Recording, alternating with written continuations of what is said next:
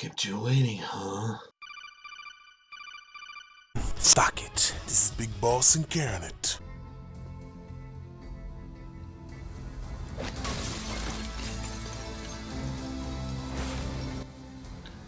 Here's my personal opinion on the Phantom Pain. A Phantom Pain. Now go! Let the legend come back to life. Okay guys, so it's been a while. I have the old review here for you. My review, my opinion. And yeah, it should be fucking interesting, yeah. First of all, play the game. That goes without saying. You play the game. Took me a while. I'll tell you that. It took me a fucking while. Oh, man. It was like so addictive when I first played it. It was crazy. When I got 100% focused on this, I was on it like a rat in an aqueduct. So, quick summary of the game. Mental as Usual by Hideo Kojima. The gameplay is ridiculously good. The story is not entirely fulfilling, or is that the way it's supposed to be? Because it's a Phantom Pain. Good question. Okay, so it's a short summary. Now, my likes and dislikes of this game. Well, there's a lot there, and it's going to take a few different sections to go over this. Straight away, the graphics are ridiculously good. From the game previous, right? So it was Ground Zeroes. Ground Zeroes is you start off as Big Boss. There's going to be spoilers in this, of course.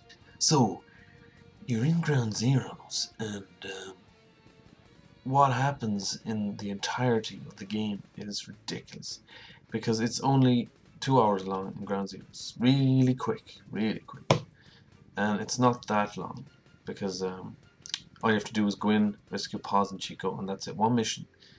Overall, it only takes 2 hours, really, because if you're decent at Metal Gear, you get it done pretty quick.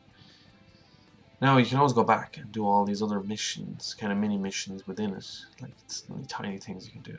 So that's all that happens is Skullface interrogates Paz, and uses Chico to do some of that, and there's lots of tapes and stuff explaining it. Yeah, there's a lot of information out there. Some of them tapes, you're just like, okay, fucking hell, it's crazy. Anyway, so at the end of Ground Zeroes, the base is attacked. The one that was in Peace Walker, and obviously Ground Zeroes once you get back, and Snake's getting pissed off because people are there shooting him. They look clearly XOF guys. Well, obviously we know that once we play the game, and he's just like, what the fuck is going on here? Who fucking told them to do this? It was an investigation that Emmerich had to do to make all the people happy that they were out there in the middle of fucking nowhere on their oil rig doing shit. Anyway, they came in, fucked it up, and yeah, then Big Boss came back on his helicopter and he was just like, I'm fucking pissed off. Then he starts shooting lots of people. Okay, well, what I'll say is, okay, I like Ground Zeroes. It was short and sweet. It just gave you a kind of feel for the game. So then we move on to the Phantom Pain. Right, so we start off in the hospital, and we're playing as Big Boss, or so we're led to believe. And then, of course, the guy in the bed beside you helps you. Now, you're obviously so suspicious of this. I don't know if it's too obvious, but that is Big Boss, okay? Right there. That is Big Boss. Because fucking, it's kind of obvious. You have to create your face, right? I mean, you wake up and you're all disorientated every few seconds. It keeps reloading. And you're like, oh, that is Big Boss. Because then he goes, you're talking to yourself. So then, I don't know. He somehow gets the name Big Boss. He somehow looks like him. He's fucking medic to Big Boss, and he was always there. It was like, the medic wasn't always there, man. Big Boss had to heal himself sometimes, but obviously he's been there so much that he knows him.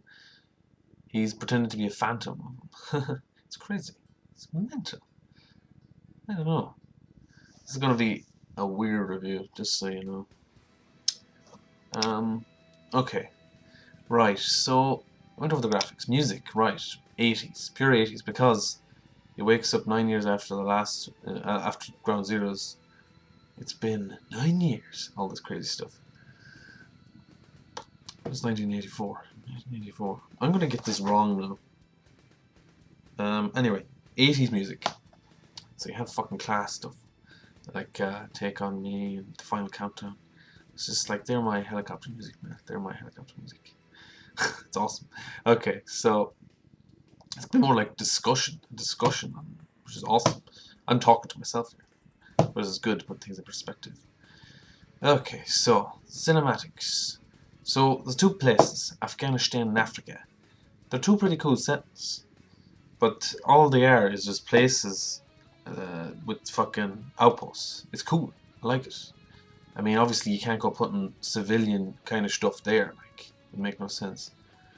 But then you get that filled, and it's all filled with missions, and obviously you go through the story in those two places. There's nowhere else. We'll talk about the elephant in the room, Konami, in a bit. We want to stick with, you know, Kojima. Kojima made this game. Kojima made this game. Not fucking Konami. Okay, Konami is the publisher. But fuck them anyway. Kojima made the game. They were pricks. Okay, we're gonna get into that now. It's gonna be counted. Okay, so he made the game. Maybe he made it in one respect that it is a phantom pain because bullshit that happened there. Or maybe he just wanted to do that because, you know, what happened in the game, which is you're not playing as Big Boss, you're playing as Venom Snake, Big Boss's medic, that takes on the persona of Big Boss. Oh, it's confusing. It's explained in a tape at the end of the game. Whew. Okay, so there's the story. How can you say that? It is a story. It is. It's not nothing. It's just not a great story because it's kind of like things you have to do. Miller just goes around telling you what to fucking do. Tells you this is your base. This is what you should do. Which obviously makes you think like, is he doing that on purpose? But will you learn about that at the end when you get all the tapes and fucking Zero basically tells them all to take care of him and do this, do that, and do the other. Ocelot and him helping him the whole time. It's hard to fucking kind of say what the story is. The story is they go after Skullface, and you know it takes them a while to do that, but they're doing all these other missions along the way, building up their base until they get that chance. And then once that's done, that's done. There's a few kind of sequences where they meet up against a few of these guys. There's like a few different types of enemies. There's not that many cool, awesome big bosses in this. Like it's a kind of shame, isn't it? Because you have the skulls, but they're just like different versions of the skulls. Like the first skulls are just like they're pricks. You can kill them. The first ones aren't too bad. Like, well, actually, I think the first time you run into them, you can just run away from them or avoid them completely. And the second one, was it the sniper ones? I can't remember. I'm getting mixed up now with the sniper ones and then the guys that cover themselves in rock, and then yeah, so they're just like zombie versions, which is crazy. Like they're basically just commanded do that, you know, kill shit, go mental, and they're all just like spazzing out like zombies, fucking with super fucking strength and power and skill and shit. You're just like, what? Okay, so this is like the worst review discussion thing ever. Right, so that's one big boss. Right, then we have the Man on Fire, and that what looks like a mini Psycho Mantis. Of course, I should know these names. There's also the White Mamba, who's obviously Liquid. Liquid. Man on Fire is obviously Colonel Vogan. We all noticed that. The first time I saw that, I knew that. I mean, it was kind of obvious. He had the same clothes as him, but he was just like all on fire and crazy shit and stuff. A lot of people were complaining that he doesn't look like the way he was, but it's a fucking new graphics. What the fuck do you expect? Like, he's supposed to be more detailed and shit. It's like, oh, he looks younger. It's like, yeah, well, he's not exactly a proper human being. Like, how is he supposed to look? Fucking bellends. Right, so the characters, right? You have loads of characters. Obviously, you have Snake. Venom Snake, aka Big Boss, aka... Is it Ahab? I'm getting mixed up. It's Ahab and Ishmael. Ahab might be Big Boss. I think Ishmael is Venom Snake. I'm confusing them. Okay, one of them... Well, you guys will know. I've been thinking about this way too much, and now I can't think which one is which. It's fucking ridiculous. Okay, guys. Fucking eye patch. It's badass, isn't it? Right, so Miller. God, mighty Miller. He just took a turn for the worse. He was all like friendly and shit in Peace Walker, and then this is just like, I got no leg and I got no arm missing, and now I'm a dick and I just have like a chip on my shoulder the whole time. Damn it, boss, you have to do everything for me because I'm completely useless. So he just pretends like he goes around managing the base when it's just in the background and you don't give a shit about that because you do it anyway. Because he tells you, oh, you have this. That's all. He tells you that, you have that, do this. And then after that, it's just up to you. It's just like, fuck, why you say? Like, he just tells you shit. And half the time he's just complaining. There's only 1 or 2 scenes in it where he was like, you know, well, that's cool, Kaz, but I mean, most of the time he's just like a pain in the arse. Alright, so we have Quiet. Quiet's definitely one of my favourite characters in this. Because obviously she doesn't talk, so she just uses kind of emotions and just walking around and stuff. Walking around and stuff. She's like humming all the time. She doesn't speak, because obviously in the story there's this voice parasites that kills your men and stuff, and they're trying to wipe out all the other languages, skull faces. I suppose, yeah, that's part of the story as well. Good God, I'm rubbish at this review, and I'm a fuck's sake. Okay, anyway, Quiet is great. She's fucking ridiculously good sniper. And first of all, you're not sure. Is she on her side? Because obviously in the opening cutscene, she's there. She's the one that's trying to fucking kill you, and then Big Boss throws that thing on her and burns her skin, and then that fucks her up, and she's like, she got re-healed by the Skulls virus or whatever it is, and then she's able to teleport and go invisible and all this shit. But then like Big Boss, you know, you can decide whether to kill her in that mission where you have to fight her, or you can take her and then eventually you can use her as your buddy. Eli. Okay, so we always mentioned that Eli, who's the White Mamba, aka Liquid. He's just he's kind of there. He doesn't do a lot. He does a bit, like, first of all, he's just the leader of these child soldiers, and he's like, oh, I'm greater than any other fucking man. So, yeah, he has a fight with Boss, and then Boss just, you know, kicks his ass. Well, technically he's the Venom Snake, but yeah, he kicks his ass, and then the funny thing is, in the story, there's like a blood test saying, oh, he's not related to you. Like, another thing pointing towards the fact that he's not Big Boss. It's like, there's too many things here. You can notice that straight away. God, I'm like jumping from the story parts all over the place here. He kept challenging Boss to fights and shit, and then at the end he stole Sad Lanternus. But then there's that bonus scene which wasn't in the game, which is stupid because of Konami, and you see that Big Boss went and he got it, and then it looked like he was dead, but then he didn't die, and that the child Psycho Mantis thing helped him get off the island before it blew up. When in that bonus cutscene thing, it's mental, isn't it? It's just mental how everything's just.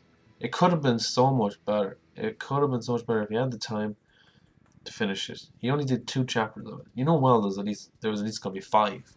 I mean, he had 5 in fucking MGS 4. You know. Obviously, in all this story, Big Boss says fuck all, man. I mean, you have Kiefer Sutherland doing the voice, but he doesn't speak that much at all. It's strange. Okay, so we're on to Skullface now. Of course, he's kind of an unusual character. You learn more about him later on, that he was the one that led to eventually killing Zero with the poison. Or something. He got cut on a letter or something in this cassette tape. And Skullface was just like a dick. Obviously Zero was ahead of him, but then Skullface was like, you're hiding stuff from me, so I'm just gonna kill you.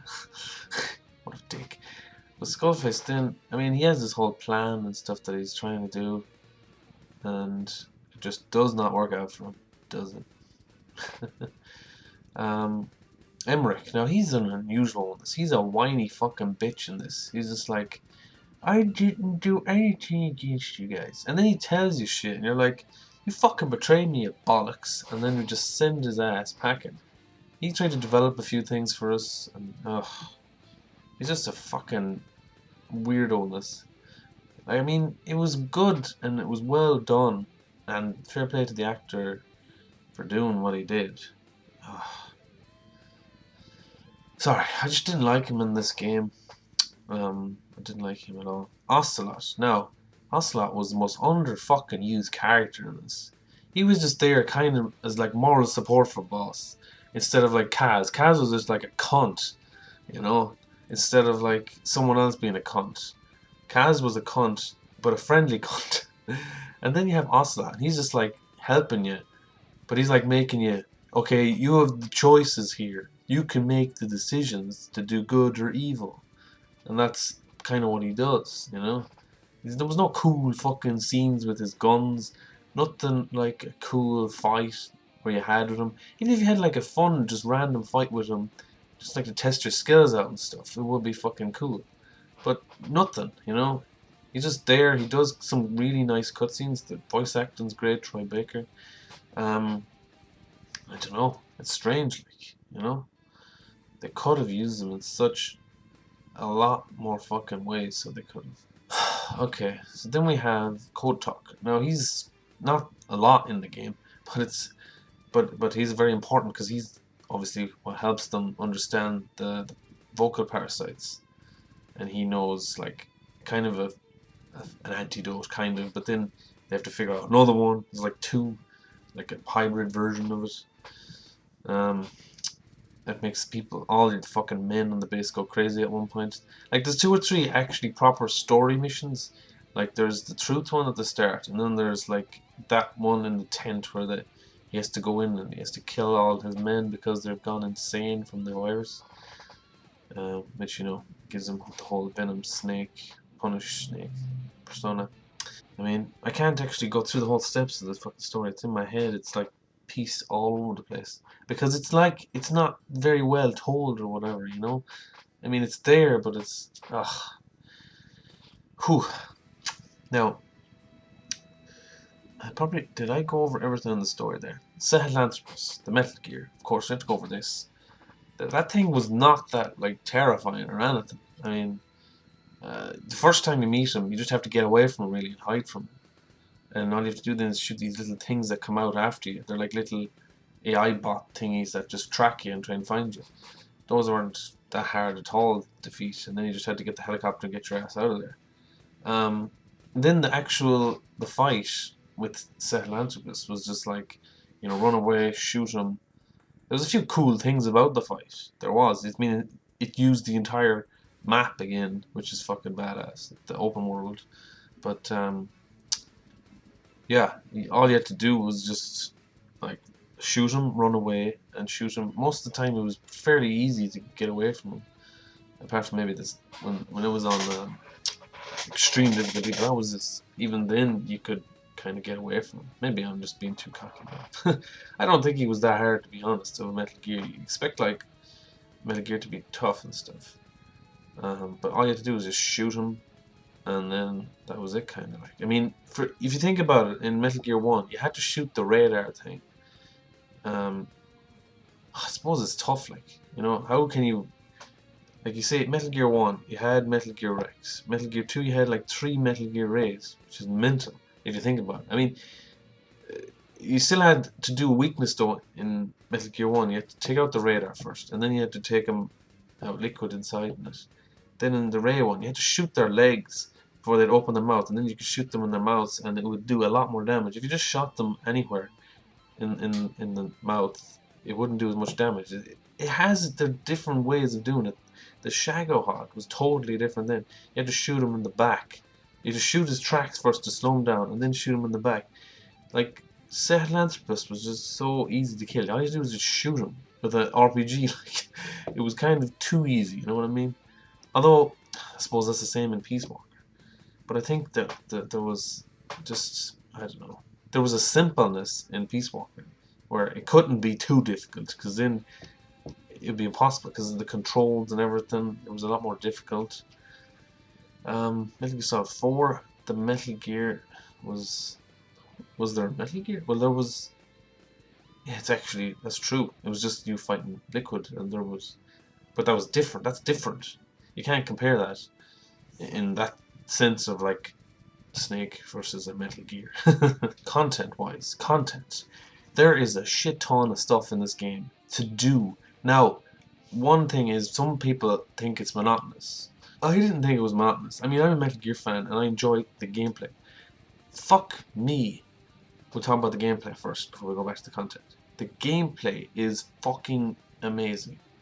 Seriously. The best gameplay ever for a Metal Gear game. The fluidity. You know, from doing each action. To aiming. Aiming is so smooth, it's ridiculous. First person, then you zoom back into third person, or anything like that. Crouching, any of that, it's so good. And then you can do the really fast roll along the ground. You can crawl, and then you can crouch, walk, and run, and then sprint. There's just like everything that he can do is just smooth, and it feels good to do. You know, it's the foundation of the game is the gameplay. But they fucking did this to almost perfection. I'm willing to say that, like, there's a certain amount of fluidity in Uncharted 4 beta I played. But my god, the fluidity with this is just so much better. It's such a shame that you can't, you know, fight other fucking big bosses in the game, because, like, you could do so much with that gameplay. Like, I know I've done a lot. Jesus Christ, I've done a lot. Yeah, gameplay. I don't know what else can you say about the gameplay. You have the other characters. You can do a lot of shit. You can interrogate guys, ask them a few things. You have your buddies. Now, your buddies. This is an important one. This is part of the gameplay one. The buddies. You have your horse first. That's a given. He's from like Peace Walker and everything. Then you have D-Dog, who's great because he marks all the enemies. I like the idea of marking all the enemies. It's great. In that game, it makes more sense to do that. You know, not like in the other games. The other games, it wasn't as huge and ridiculous that you could actually just walk around and spot them and see them, and you could figure it out. Like, whereas with fucking that game, it's kind of very vast and everything. There has to be some sort of way to balance it, and to be able to mark them balances it. You know, you can walk anywhere, and then all of a sudden they're like, oh shit, there's a guy. You know. Now you have Quiet as well. Then after that, and he can mark all the buddies. She's good. She can shoot guys. Like, if someone spots you and she shoots them first, no one notices. It's great. So after Quiet, there's D-Walker. D-Walker is versatile. He can do a lot of cool things. He can mark enemies, and he can also attack enemies, but obviously in a standstill position, which is standstill position. That's a weird way to say it, but he stays. Yeah, he stands still. What else can I say? He can use RPGs and rockets and things. He's badass, really, and you can go really fast with him. He's really fast at traversing areas. Like, you can drive with him. Basically, he has wheels and shit. 2 different modes: walking and the wheels, not like a regular walker. So it's pretty awesome. Reflex mode. Okay, what do people think of reflex mode? I like it. I mean, God, what would you do if you didn't have it? I mean, there's a few missions obviously that you can't use it in, and you can see right there, like, you're so fucking limited then. But does that make it a better game? It makes it a harder game. I mean, it's not as much fun though, because then you're kind of like, you always have to be so careful. You always have to be careful. Like, going through the game, he probably thought to himself when he was making this computer, he was like, we're just going to this game and they spot you and you're gone. It's like, he's like, there's got to be something to kind of give yourself a chance to react to them. Because it's a stealth game, you know, there has to be some, like, it's a cool thing to have in the game. I think it is. I really do. It's really enjoyable. So you have Quiet, and she can scout and attack bases. The attack doesn't really work as an attack though sometimes, because even if you say attack to her, you still have to, like, go into the L1 button and give her the command to actually cover you and attack shit that's around you. It's confusing, isn't it? It's funny though, they have 2 or 3 commands, like, but I barely ever use them. I mean, but that's just me. My playstyle is stealth, and, you know, get in there, take them all out, headshot each of them, make them go to sleep, Fulton them if they're a good enough level. Fultoning, yes. Yes, Fultoning is another major part of the gameplay. To Fulton everything. Of course, you have to upgrade your Fulton through the game, and you can fucking steal loads of shit. Is that a good element in the game? It is good, but at the same time, I'm not very explosion fucking. Well, I'm explosion, but I'm talking about in this game. You don't go straight into it as an explosionizer. I mean, all those vehicles that I got tanks and these fucking vehicles. I don't bring down a tank and just start using it and blow the shit up like. And I suppose we should do some of that. That sounds like fun. But yeah, that my playstyle is stealth and getting in there, hiding, just on pure stealthy. Even though this one is called tactical espionage operations. This was what's that got to do with? I don't know. Okay. Right, so all the vehicles, you can Fulton those, and then you can Fulton all the men. You have to keep upgrading your shit for your base. That is going leading back to content. A lot of shit to do. You can. I'm still not even fucking finished developing half the shit. All I've left is all the online ones that they're adding. And I haven't even done half of them because they take days to fucking make. Not that it's a bad thing. It's just it takes a while. What else is there? FOB missions. Now, this is another thing. Online FOB missions, where you have your own base, you can create your own base. I mean, it's basically the same as your regular base, only it's going to be online, and you have to defend it, because other guys can steal your shit. And you can get more shit by having these extra bases. You can have more men, and, you can do more deployment missions. You can send guys off to do more missions to get more shit, like, resources and all this stuff. It's all very, buildy and findy and everything. Like, it's a different kind of Metal Gear, to the original. The original is very story driven. That's why this game just lacks in story. Unfortunately, it has such potential, but there's not a lot of story in the fucking thing. The controls, now this is just a simple thing, but there's two different control types: shooter and I don't know, standard or something. I picked the shooter one because I'm used to that kind of mode. I don't suppose that doesn't make a massive difference, but I was playing on someone else's PlayStation of it, and playing the different controls is so weird. The way I picked it was better. I suppose once you get used to that mode, but I suppose Metal Gear games always had different controls to standard shooters of any kind. It's unusual, but I always enjoyed the challenge of it. I suppose I just enjoyed the game, so I just learned to get used to it, You're still watching this, I'm proud of you.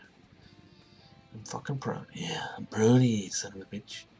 I've given you plenty of fucking references to the game. What can I say, what can I do to sum the game up? I haven't told you exactly everything in the story, because obviously that's just stupid. Why would I do that? Play the game. I've told you all the spoilers. What am I talking about? This is my review of the game. It's the last proper Metal Gear Solid because Hideo Kojima is gone. He's in Sony now, and hopefully he's going to make a kick-ass game. You never know what he's going to make. But anyway, what I want is to say that game was still one of the best games, out there. It is. Even with its lackluster story, it is just one of the best games to play for fun and all that. You have to obviously have some interest in, espionage and building stuff and action and blowing shit up and all this kind of you're looking at it and you can see it on the cover like it's a crazy cool guy. And then you have All for Revenge, because obviously it's all for revenge because the bastards killed his base and shit, like I said at the start of this. My god, I'm just going off topic by a mile. I would sum this game up as fucking badass. That's my general consensus. Anyway, no. So the last one, we'll just get this last bit out of the way. Konami, you fucking tools, just fucking die, okay? Die in a fucking hole somewhere. Nobody gives a shit about you anymore. Go make your shitty mobile games and fucking suck dick. Because no one fucking wants you. Fuck Konami, guys. Just fuck them. I mean, if they're gonna... Like, they were given... Okay, let me see. one is they didn't give him enough time to finish the game, because obviously that's evident with the bonus content on the Metal Gear Solid 5 thing that I got, showing the last mission, you know, an incomplete mission that wasn't made. And you know, like, some people don't fucking just finish a game and go, yeah, there's a mission there, but we're going to show you something that we didn't fully complete. They wanted to get out because they were just losing money. Now, of course, he took a long time to make the game, but that was a fucking good reason, because it was going to be amazing, and it would have lasted even longer for you stupid fuckers, but you didn't give a shit, because you're stupid. Now, my god, you're stupid. You're stupid, Konami. You know that. There's one guy there, and there's like a feud in between. That's just like one guy like going, I don't like what this guy's doing. He's abusing Konami. Konami's so great. Not. It's terrible. He's stupid. They made fucking some of the employees just do menial tasks like cleaning and shit. People that are programming and working there for so long. And they were just like, yeah, you know, fucking clean the floor there. You know, do the washing up. It's just retarded. Like. I'm sure you felt worse. And then the Game Awards. I haven't really, well, I said a few things about it on Facebook, but he didn't fucking get to accept his award for the best action game. I mean, what the fuck is this bullshit? Kiefer Sutherland accepted it. It's kind of funny because he said he was like, I always get asked about Snake and Metal Gear, even at movie premieres. It was funny. But, can you fucking believe that bullshit? He didn't even get to go to the thing because Konami used lawyers or some shit to be like, you can't go because it's in your contract. It's like, oh, so I can't go to a Game Awards where I made one of the best games of the year and I can't accept my award for all the years and years of hard work I've put into making games, you know. Cheers. That makes me feel great. Now, he's going to go over to Sony now. It's going to be this issue, of course, blah blah blah, fanboys. But Dagon guys already look like they're interested in, you know, actually developing a game that they care about. They're not going to be like, we want money, just make a game, you know, just make a fucking game, we'll get money, it'll be great. You're stupid, Konami. You're so stupid. You don't even realize how stupid you are. Anyway, can't wait. It's going to be a while before he announces even anything remotely, but I'm excited. This has been a weird ass video. Review / discussion / kind of, I suppose, accepting what it is. I still play the FOB missions, they're fun.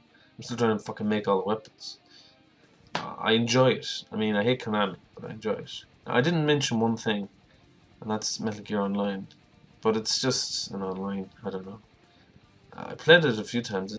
It's fun and enjoyable, but there's too many things to, like, pick and choose at. I'm not talking about the multiplayer anyway, fuck it. I'll just stick with the story and stuff, because that's the main part of this. Guys. Well, there's one or two small things I could say actually, because some guys were making a remake of Metal Gear Solid 1, another guy was making a remake of the Metal Gear game, the original one on the MSX, or what the fuck you call it. Anyway, that got cancelled and shit a while back. The Metal Gear Solid one that's just been said now, and Konami have been talking to them, but I think they're just going to shut it down. It's unfortunate. They've been talking to them, of course, but there's always some bullshit, and there's always like a cunt. Like from what happened with Metal Gear 1, you know, I mean, it was a solid idea. They were talking to Konami at the time, and then they still got shut down because some dickhead fucked it up. And you know who's involved in that? David Hayter was involved in that, you know, and Paul Eading was going to be a little part in it. It's like, why would you get rid of that? Like the potential there for money for the stupid fuckers, but they're still just, I don't know, someone has pride in there that's just being an absolute cunt, you know? We don't know the full story, we don't. But come on, that's just a stupid mistake in general. It really is. I don't know what to say about this. It was weird. Can't describe what I'm trying to say half the time, but I do it anyway. So, I hope you enjoyed the video. And as always, guys, don't forget to blow shit up and beat shit down. I won't scatter your sorrow to the heartless sea. I will always be with you. Plant your roots in me. I won't see you end as ashes. You're all diamonds. We are diamond dogs.